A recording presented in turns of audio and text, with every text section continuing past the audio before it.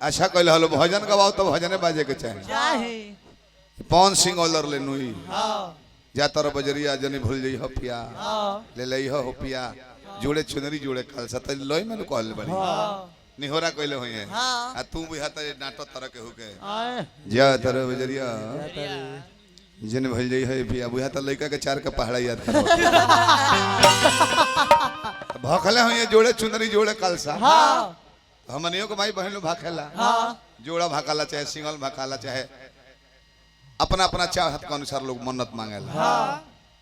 माने जोड़े चुनरी जोड़े कलसा मंगल बड़ी निर्मला जी भी भक्त हैं निर्मला भौजी के नाम से जानल जाइले हाय हाय भौजी रहो तो दुर्गा पूजा भूखे लेनु तीन टाइम रोज जोड़े चाहे की को सफर आ जाए वाला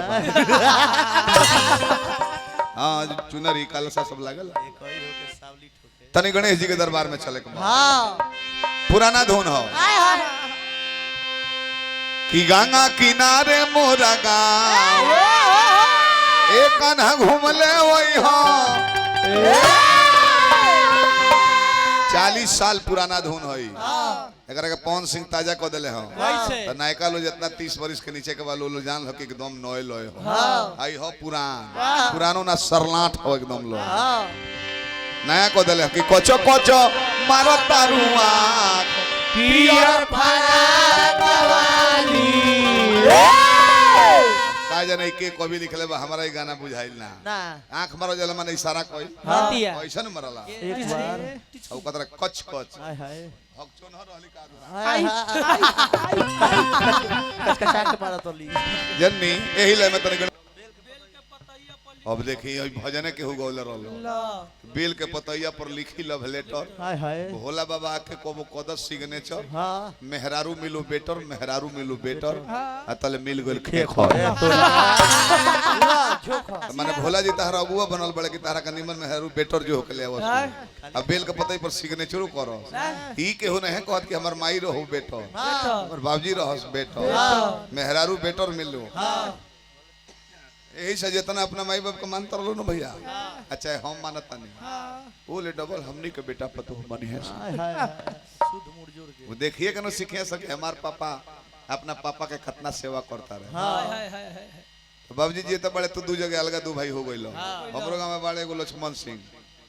ए बाबू 55 गो आम सफेदवा तुराई रहे तो 55 गो में मान लो कि कोई कोई को हिस्सा आई 27 गो एक जना का 28 गो 28 गो जकरा में रहले ओकरा के दे देले 27 गो आ तले पटक के जानी आमे पर पटक देले उका के एगो आम खाती तब उनकरो लेके बढ़िया सेवा देता रहे हां उ जैसन आगा से करबो ओइसने तोहरो मिली बनत रहे सुंदर रहे बहुत जननी ऐसे हम कोनी है इनके होने का सुनो राउर माई बहन सुनता तब का तरोरा हमर भाई है तरोरा माई बहन के अपन माई बहन जानो तो हम वैसा गाय निमन गाय हां जी जहाँ ना रहे ललवारा बोलिया में तहाँ उदंड से उदंड बात बोली ले जगह ले जाए ऐसे कोई जगह पब्लिक है वैसा हमने के जिला अभी छपरा सिवान गोपालगंज प्रतिष्ठा में चल वही तो जहाँ माता बहन लोग के देख ली लेनू बहुत सावधान होके गाई ले निमन बात बोली ले निमन गीत गाओ के प्रयास करी ले का है निमन बोलबो ओई में कोनो काकी बैठल बड़ी तो कहे कि हे दुर्गा माई अभियंता जी कितना निमन निमन बात बोलता निमन गीत गावता काहे लंगड़ को देलू काहे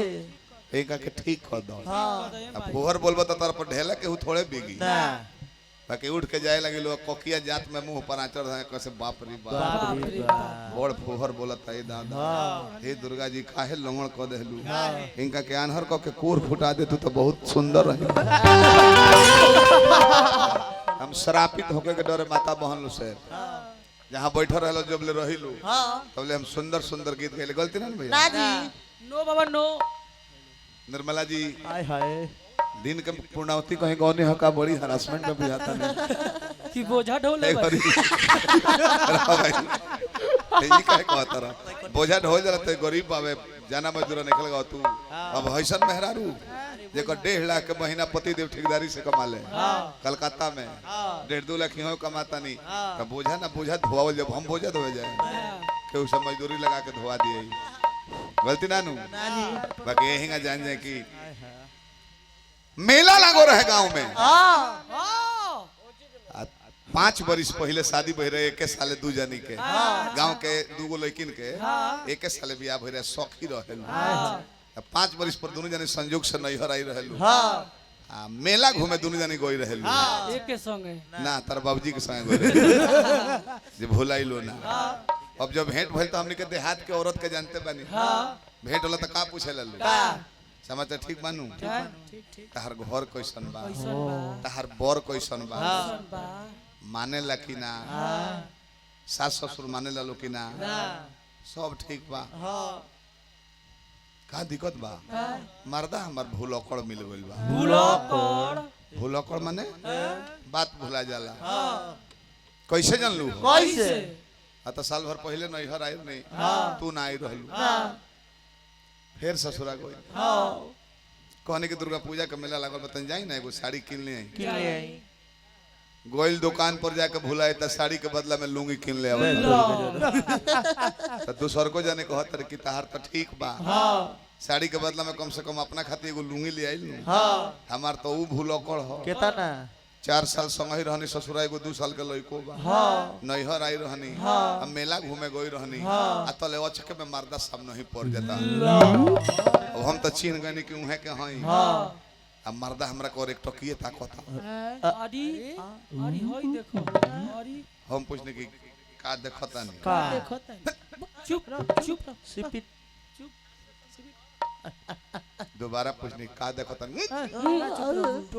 जब तेबारा पूछने नहीं का देखता नहीं, का आतना भूलकड़ हो। हां कहता कि बहन जी बहन जी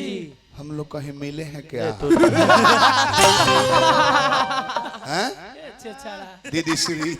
हम लोग कहीं मुलाकात किए हैं क्या पहले? तो मौगी होते कि नहीं कुछ ना हमें तार माई के बड़की पतो कन्फर्म हो गेल दिमाग से उतर यही गेल। होवे चुटकुला भी ऐसा कहो कि सबका बुझाओ आ सबे सुन के हंसो के हुल्ला जाओ मत की बाउर भइल। कहते 2 जनी बाज गई रहलो आपसे में। हां एगो कहते कि हमार मरद मर्दा हमें मर्दा इतना पढ़ल लिखल हमें, कतना वो लिख दिले तो गांव में केहू से ना पढ़ाल। तो दूसर के कहते कि बस तार मर्द लिख दिले तो केहू ना पढ़ेला। हमार मर्द उतना PhD कइले बा केतना कि उहे लिख देला। अच्छा 5 मिनट ओकरे ना बुझल का लिखल बा। एगो माई के पचारा बस से पचरा रही दो, चैत के महीना हो